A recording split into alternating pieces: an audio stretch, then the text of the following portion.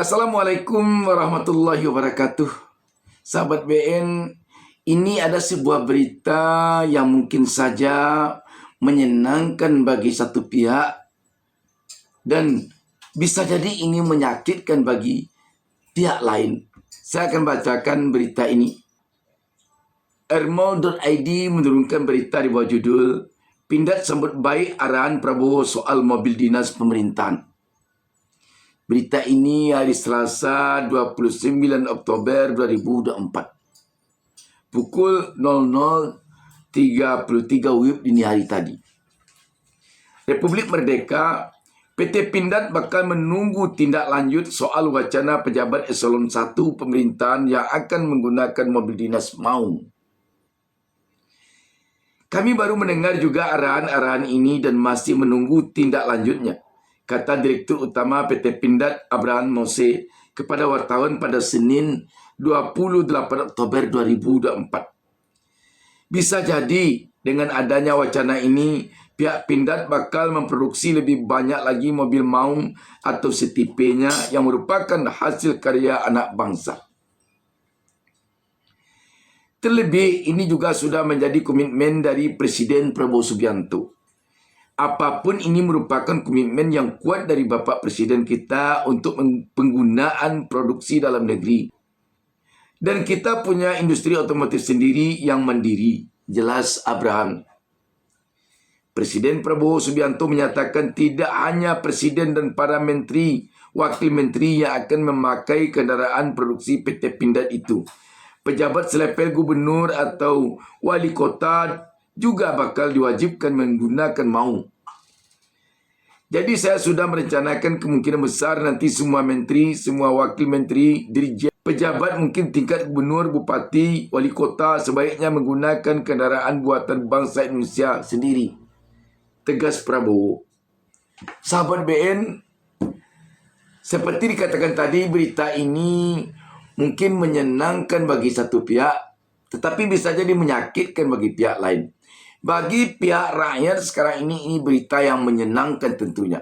Sebab dengan adanya gebrakan dari Presiden Prabowo agar pejabat mulai dari Presiden sampai ke bupati wali kota memakai mobil produksi dari Pindad, berarti kita akan mempergunakan produksi dalam negeri. Kita tidak perlu lagi memakai mobil impor dari luar negeri yang harganya mahal sekali.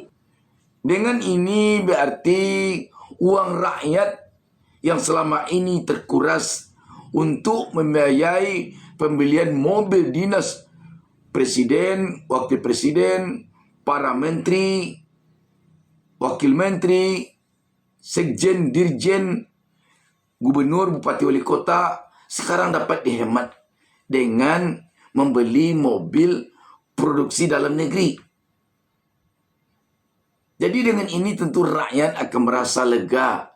Mudah-mudahan nanti sisa uang beli mobil ini akan dapat dipergunakan untuk rakyat. Tetapi bukan tidak mungkin ada pihak yang sakit karena gebrakan presiden ini, yang selama ini mungkin telah merasakan senangnya membeli mobil impor dengan fee-nya yang dapat dikumpulkan untuk kantong.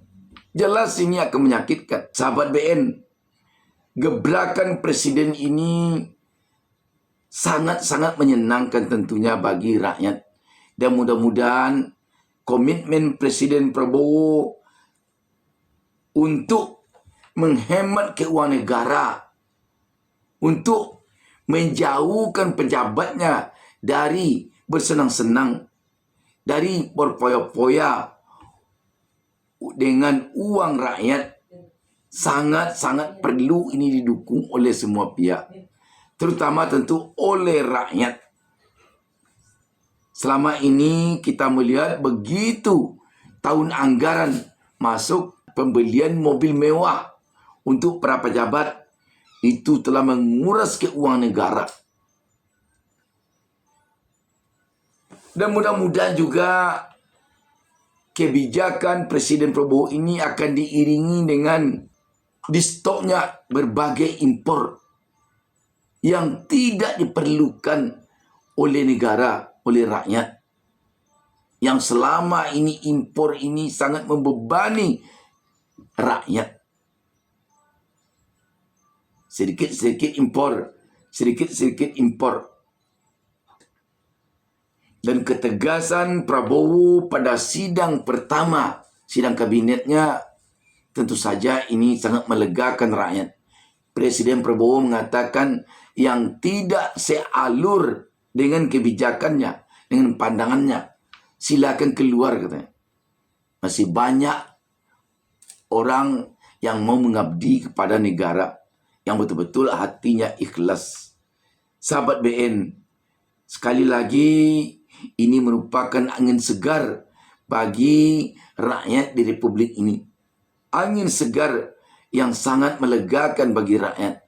Dan rakyat mendapatkan sekarang ini harapan kecerahan hidupnya ke depan.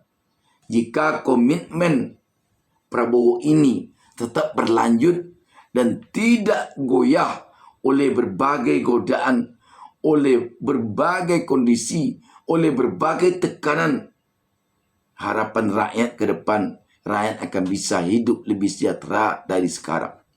Sekarang kalau kita perhatikan benar-benar rakyat ditekan oleh ekonomi yang sangat-sangat berat dirasakan oleh rakyat.